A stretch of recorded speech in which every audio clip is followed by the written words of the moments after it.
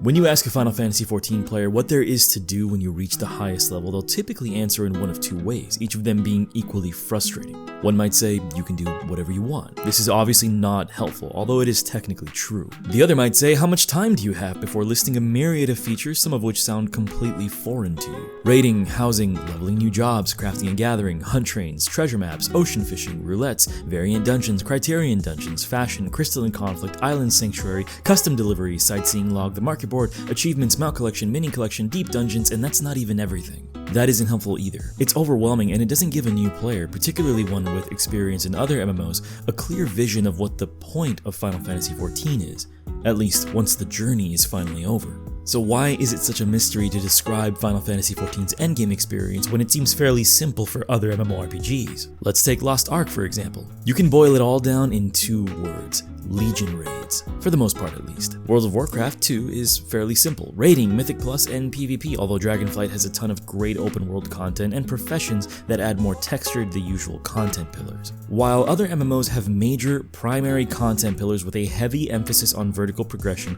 Final Fantasy XIV is built up of numerous smaller content pillars, many of which involve neither combat nor vertical progression. This can be both liberating and extremely boring depending on what you're looking for. Final Fantasy XIV Savage Raiding serves as its ongoing vertical progression track. Each new tier is a visually spectacular, musically gorgeous, and deeply challenging set of masterfully crafted combat encounters. I promise you that if you're looking for an MMORPG with a great raiding system, Final Fantasy XIV has what you're looking for. Plus, Ultimates, which are optional combat encounters, are touted as some of the highest difficulty content in the entire MMORPG genre. So what's the catch? Why don't Final Fantasy XIV players answer the endgame question with, the raids are bitchin', dude? The problem is actually one of 14's best features. Raiding doesn't feel mandatory. This is both good and bad.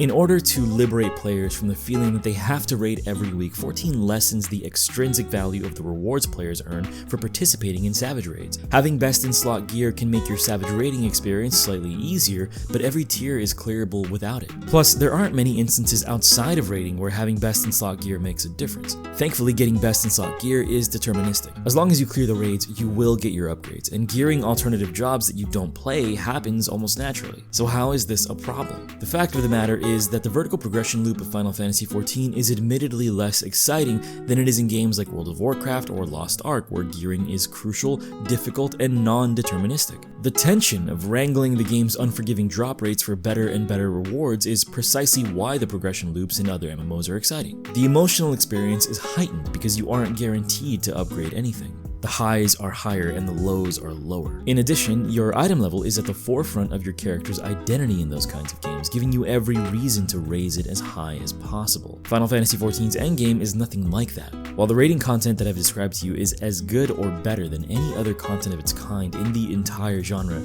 you will not feel the intense excitement when you achieve best in slot in 14 as you would when you successfully hone in Lost Ark. It's important that you know that before you embark on the roughly 250-hour storyline that comprises Final Fantasy XIV's main story quest. The brilliant thing about 14, and the reason that people often answer the endgame question by saying that you can do whatever you want, is that all of the game's content, which has been added over the course of 10 years and 4 expansions, is evergreen and can be enjoyed by anyone at any time. Previous raid tiers can be tackled with a synced party, meaning that you simulate its difficulty at release. Reputations can be progressed through at your leisure. There are insulated progression tracks in the form of Eureka and Baja, which are like games within the game. Then, of course, there are more casual activities like collecting items for outfits and maybe buying a house of your own to decorate. Final Fantasy XIV's endgame experience is unique because the game manages to be a social space more than it is a progression track. I have friends who quite literally operate an in-game cafe. They run it like a business too. There are shift managers and a schedule to adhere to.